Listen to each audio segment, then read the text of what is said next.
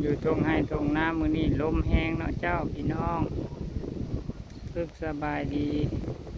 FCเพื่อนมือนี่ก็มาเลาะทงเลาะท่าเลาะให้เลาะนาอีกแล้วอยู่ทงปลูกยางคือก้าวลมพัดแห้งเนาะเจ้าเสียงดังบึ้นดังบ่พี่น้องบังบ่ดังเด้อไปว่าเสียงลมมือนี่อยู่ทงอยู่ท่ามาเบิ่งตรงให้ตรงหน้าแบบจังป้างมือนี่แต่ว่าลมพัดแห้งเด้อยู่ตรงให้ตรงหน้าน้ำตัวลมตูนตรงต้นไม้ใหญ่นะเจ้าเนาะอยู่ทงแคมบ้านคือก้าวมัวกันหนาวไปทางใด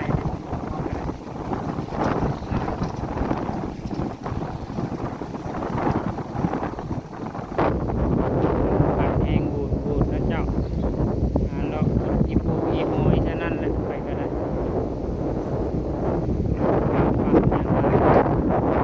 ลมแห้งจนสิบ่ได้ยินเสียงเนาะ FC เนาะเพื่อนลมแห้งหลายต้องหาคุดอีปูอีหอยเด้อยังบ่ทันฮอดจุดพุดไปนำกันพี่น้องไปส้มทงส้มท่าเด็บสบายสไตล์ลูกทงลูกทงลูกนาหาตามทงตามท่านี่แหละเจ้าเบิ่งให้เบิ่งนากะเป็นตาคิดถึงข้าวนิดหน่อยในบ้านเสียงลมพัดวูดไปท่านพักเว้นน้อยน้อนี่พักเว้นเจ้า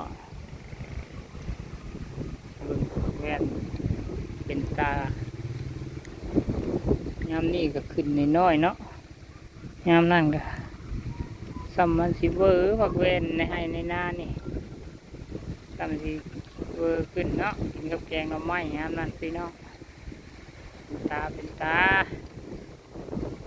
ยามนี่ก็เรือแต่กระปูและเจ้าอยู่แจให้แจนะหาคุด